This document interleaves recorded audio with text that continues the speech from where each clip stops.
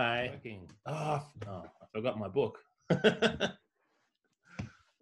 Here's one I prepared earlier. Thank you. Well done. It was actually on the shelf. All I did was turn it out so that it was... Well, actually, it's not on that shelf because that's for younger kids and then older kids and then the adults. So you would have been... Up the top. I put it in the middle. Fair enough. Hang on. Lena's working from home now, and then we have the kids home as well. We don't have an office, so we put I'm on a camping table in the bedroom. Yeah. Yep. It works. Yep. Yeah. We now have 3 desks in the living area trying really? to accommodate. Well, yeah, there's 5 of us. So yeah, wow. We have one actual workspace where my husband is, and then the rest is just we're all bunking in together.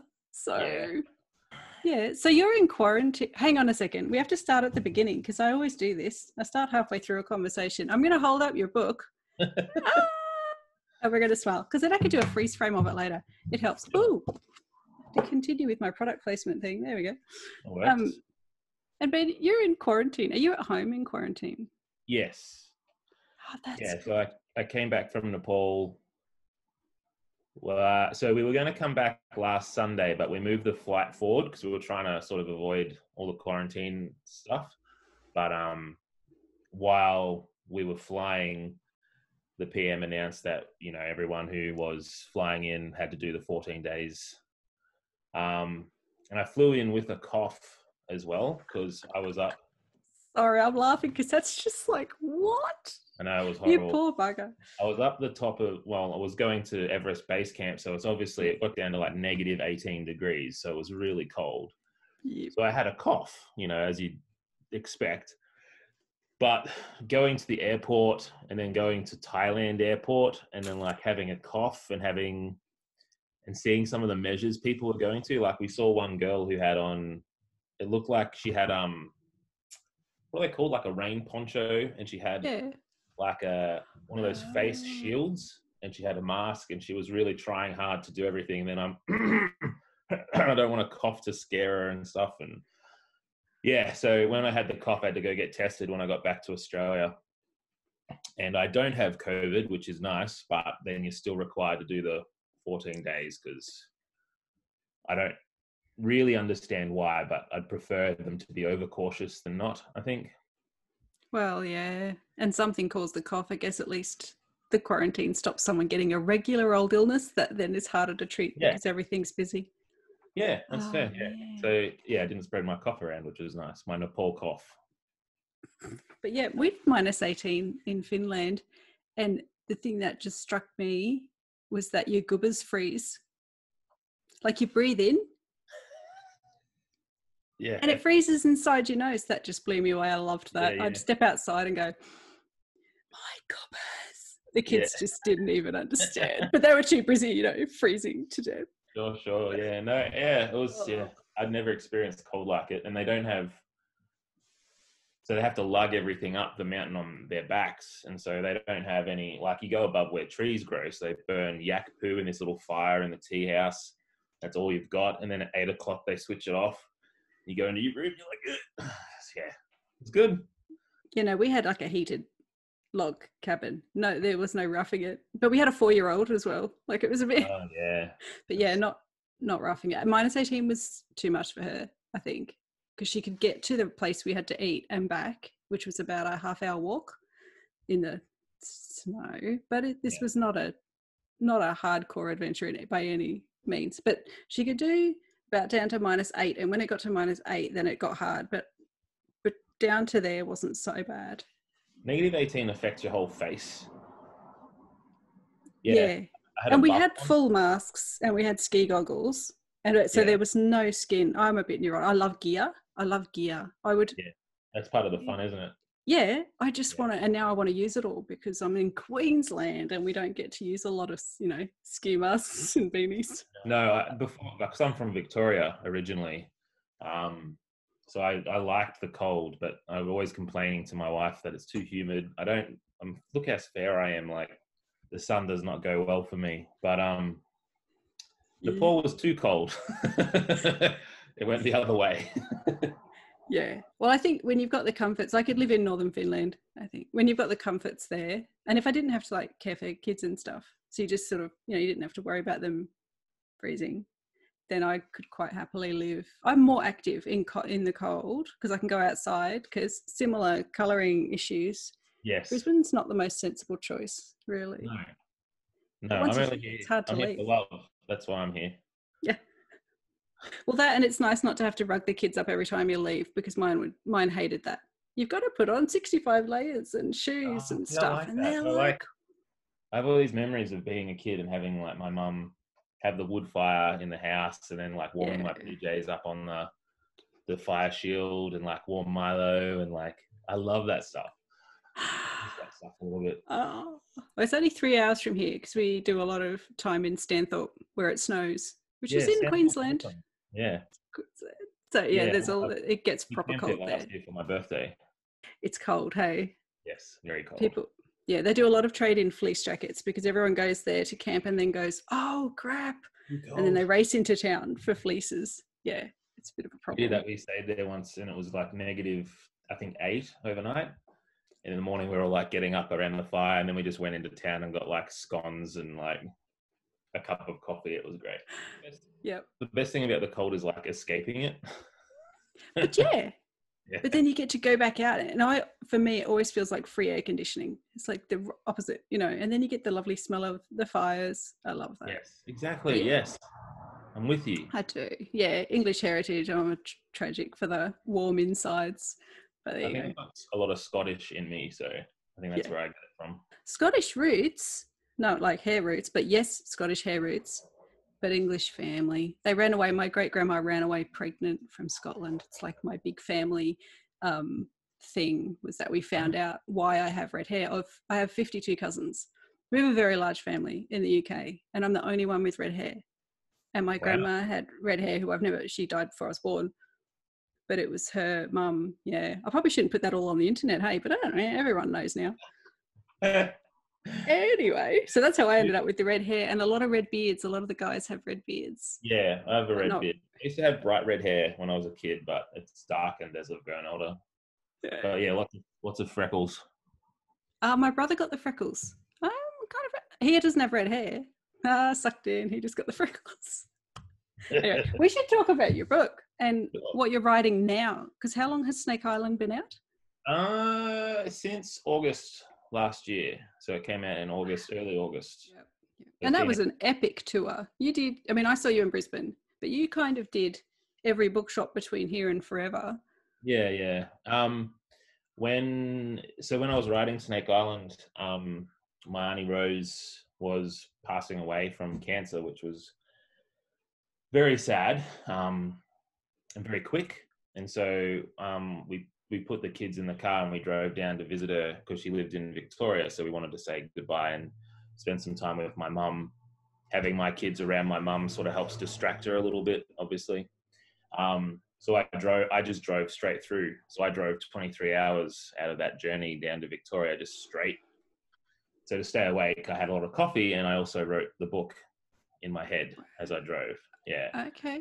Yeah. And so the tour was sort of like an effort to recreate a little bit of that path as I went down. So I drove by myself in like a van we hired, and I just stayed in like campsites with like a fold out bed in the back. That's so cool. It was pretty fun. I had a little kitchen in the back, but it was so dinky. Like the table was like the size of, that. And so I had to like put a cooker on it, and ended up eating out a lot. It was really, it was a good experience. It was really fun. Did you have a dictaphone or any way to record, or did you just in your head plan it all out? When I was writing it, just in my head. Yeah. When I got there, I sort of wrote it out roughly in like a journal. And then when I got back to I don't know how it works with everybody else, but when I have an idea, I sort of just sit with it for a bit and just sort of puzzle it and just let it brew sort of in the back of my mind. And then when I got back to Queensland, I mapped it out on like these cards. I had about 40 cards. I just stuck them up on my bedroom wall in like the order that I wanted them in. Yeah. And that sort of became the outline that I worked with as sort of like a rough But it was really helpful. It was a good way to write. Yeah, I do that after. So I write, and then I realize I need structure, or that I'm missing stuff, and so I have to fill them in somewhere, and I'm not sure where. So to figure out where to add the words, and I got the little library cards, and I put them all out, and same, but done a little bit in reverse. Yeah, and then I can't get my head around it, so I put it all away and scream and shout and have a stomp. I don't know. Yeah, me and structure have a long battle. Me too. To become a whale, I didn't structure at all. I just wrote, and I didn't have any plan, and I just went from start to finish. And then it was a big effort to go back and tighten it all up and get rid of stuff that wasn't necessary. And there were whole chapters where I was just throwing in all the research that I'd done. Info dumping, yeah. Yes. Yeah, well, yeah, it was sort of like flexing, like, look how much I know sort of stuff. It had no impact on the story. That was a structural challenge, that book. And so I like having a rough, but I don't like it too outlined. Like, can I show you? Can you just wait one sec? Yeah. Because I sort of did the same thing in Nepal. This is the book I bought in Nepal. Beautiful. It smells like Nepal. Anyway, it smells like beautiful old paper. But I did a very similar thing. Like, I wrote a book because you don't have anything to do. You can see just how some of the chapters have one word. And then I sort of went in a bit more detail, but it's not much. Like, I don't like to map everything out. I've heard some people outline nearly just as long as their actual manuscript. Like, they just throw in. No, mine would be wooden. If I do that, if I plan ahead too much, I can write a synopsis but that's it. And then I just write from beginning to end, because if I plan stuff, it starts to become wooden, and I can't keep secrets, basically. So I tried to write a mystery book. This was hilarious. And I know what's going to happen in my head, and I'm trying to write, and it froze. It completely froze up. And then I went back a few months later and I went, just say it, And so I just went, because this happened and this happened. And then I was like, now I'm free. And then the rest of the book started to happen with all that revealed. And I'm like, it's because I can't keep secrets. So I can't know what's going to happen, or I'll just say it. Yeah, I'm the same. Like, I'm very similar. I've never really thought about that, but that's a good point. Yeah, it has to be a mystery for me. Yeah. I love reading thrillers, but I don't think I have the discipline to like slowly lay out clues, and like I just want to say it. Yep. I'm not very good at keeping secrets either. That's a good point. Like, the thing I'm writing now is supposed to be a kind of a thriller, but it's sort of like, it's much more actiony. It's much more in the moment. I don't like. It's got to keep moving. And if I'm thinking, they've got to get to there so that can happen, so they can say that, and it all just it's too much. Yeah, too boring. And because I write because I'm curious to see what will happen, I never know what they're going to say. Like, you get to the next page and you're like, and you did what? Kind of, it's got to have that interest. Otherwise I just, and then I'm not curious anymore.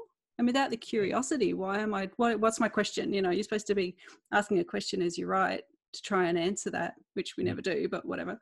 And so you're asking, and if you know the answers, all power to people who do, and I really respect that people know how to structure so they can tell me what to do once it's finished. But yeah, during the process.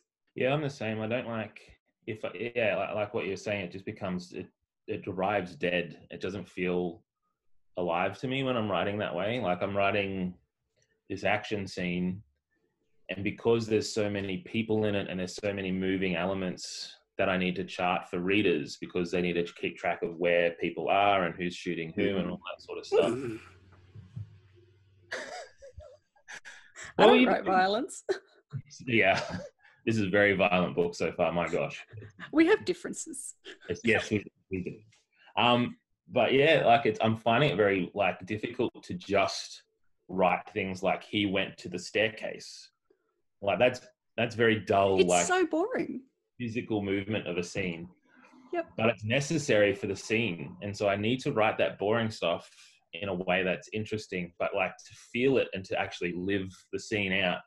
I'm just writing, and then I go back, I'm like, I've forgotten to say where this guy is, and this doesn't make sense, and I've forgotten that this guy had a hat, and that stuff, I find that stuff really interesting. And that's why To Become a Whale was so much fun too, just writing, because I just got to live every scene and just feel what the characters would say. And I like the idea of, I guess, listening to what the characters are saying and just recording what they're doing rather than like creating what they they push it. Yeah, they push what happens and then it stays consistent. And did you find with Snake Island though that because you're aware of certain things from the first book that you overthought at all? Says me writing second book. Overthought. Well, no, like I had some thought, if that makes sense. We need a little bit of thinking. I just had a little bit, and then that wasn't too bad. There's a thing in Snake Island that I always think about when I'm like, when I'm talking about like writing, you know, the pantser versus a plotter sort of thing. There's a scene early on in the book where they go to this scary sort of foreboding, you know, criminal lord's house in the country. And I was writing it. And as I was writing it, I was sort of visualizing it and just describing it. Rather than creating what it looked like, I try to picture it and describe what it looks like. I like to be a dictaphone, if that makes sense.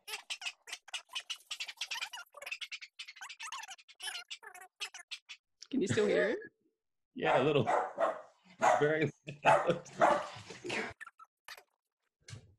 Continue. I've never brought him on the camera because I'm not the dog person who does that, but I am right now because it'll make him be quiet. It's a boy? He's a boy and so is he, but I'm not bringing him up because he's a golden retriever and he just wants to know what happened. That's a very big dog to sit on your lap too. Yes, he's very large. I'm so sorry. Please continue. You're right. Oh, that's fine. I was describing this, and then this detail from what my friend once told me when he actually went to a house where we lived in Victoria, and they had like a dead pig and on the front of the veranda, just swinging there. Like they were just killing the pig, like, you know. To eat the pig. To eat the pig, yeah, as you do in the country, but it's very grim, and most people from the city don't often see that sort of thing just swinging on a veranda. Yep. Oh, that's cool. And so I started to write that in. And then later on, I was having this bit of a brawl scene in the house where this guy confronts his son, and there's this violence against his son. And they spilled out onto the veranda. And I thought, there's that pig there. And so I got this whole scene about where, I can see your face. I'm sorry. Yeah, but this scene is very violent, and I got to use this thing, and it was like I'd set it up, but it was accidentally setting it up. And I think that happens more often where it feels more natural. Yeah. Whereas if I went through and I was like, I want this scene with this pig, and then I went back and arbitrarily inserted it, to me, I would feel the puppet strings of like plot mechanics and stuff. So, and you don't get the reactions of the characters is in such an honest way for me to what's happening, because you forget what they're reacting to because you already know, and you don't have that immediate sense. Yeah. Oh, that's very cool that you write in that same way. You know, the Coen brothers, the filmmakers who, you know, make those beautiful films. Yeah. They've said this, that they don't like to know what's going to happen in their own scripts, because if they know what's going to happen, the audience will know what's going to happen, and they'll feel where they like surprise. Yeah. They also take naps when they're writing their scripts as well. Every day they'll have a communal nap for a couple of hours because they feel it recharges their creative. Yeah. If you want some people to admire and aspire to be like, I feel like the Coen brothers. Yeah, naps. Like, just why do I not imagine them taking naps? Well, there we go. Everyone does it. Just on the couch. Just have a nap. Yep. Recharge the creative juices. Yeah. I like that. I normally go and do something mundane that I really hate doing, which is most things. And then I'm like, well, you know, now I'd better get back to it because everything, writing's way better than most other things. So then I have the energy to keep going. Writing's one of those things that you feel better when to me, I always feel better when I've done it. And the during it is okay too, but the starting of it is difficult. Like most things that are good for me, like reading a good book or going to the gym, eating a good meal, it's hard to get in the chair. It's hard to get to the gym, but once you're there, and you're writing or Yes. typing out. It's a little Yep. easy. You enjoy it. Yeah, I like writing the first bits. I don't mind those. Starting anything else is hard. Books are hard because I don't know them yet. They're strangers to me. Why would I care? I've got all these people I know. I could reread those. I'm a rereader. And so I'll, and I get very invested. And so then when it's a new book, I'm like, but no, I'm still with Joey from such and such in my head. And I don't know who you, why do I care about you? And it takes a quarter of a book and then I'm desperately in love and have to finish. But I've obviously 20 years in literature. I do know how I read, and that's a bizarre thing I've never gotten over. But for writing, I love the first 20,000 words. I have a lot of those, and then it just stops from there. Because then I have to have a plot. Yes. So 20,000 is great, and I can set up all these ideas of like, oh, this is going to happen, and you don't know what it is. I don't know what it is, though. And if I actually don't know or have any idea, then it just sits there. But I'm getting better at pushing through that, I think. Yeah, it is just a push through, but it is hard. Like, I've got a few where I've started, and just because there's not a framework or there's not something to aim at, you sort of get a bit, obviously get aimless. Need something basic. Like all I had for Peter Lyle was, this will happen. She's just going to go on a ski trip and come back. And that was all I needed, because I had that very basic, the whole plot just is you go and do this and then you come home. And that was enough to just guide me as I went, but without that kind of thing. And they can't all do the same ski trip, which is really annoying, because there's a whole series. Random characters go on ski trips, but not this year. The ski trip saga. Thank you so much for coming on and chatting. And I hope quarantine isn't too unbearable for you. I'm here till Wednesday, and then I'm still going to be in the house as much as possible. But you know what? I have a Nintendo, I have books, I have Netflix, I have my kids, I have board games. It's not that bad. Could be worse. Could be worse. I can cook. It's fine. I'm all right. Yeah, cooking's good. All right. Thank you. Thank you. Bye. The number you have dialed has been changed.